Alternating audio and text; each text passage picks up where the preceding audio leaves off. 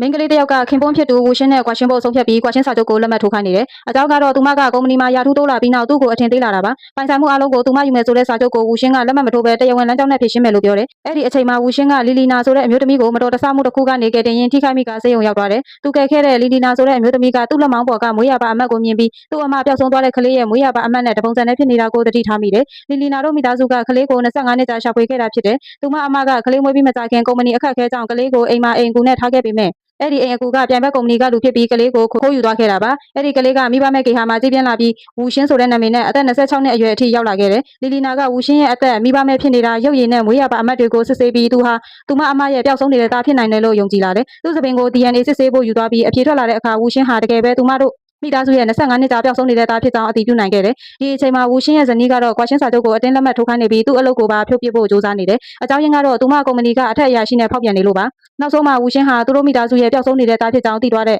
မိခင်ကမယုံနိုင်တော့အောင်ဝမ်းသာသွားပြီး25နှစ်ကြာစောင့်မျှော်နေခဲ့တဲ့သားကိုကိုယ်တိုင်သွားတွေးဖို့ပြင်ဆင်လိုက်တယ်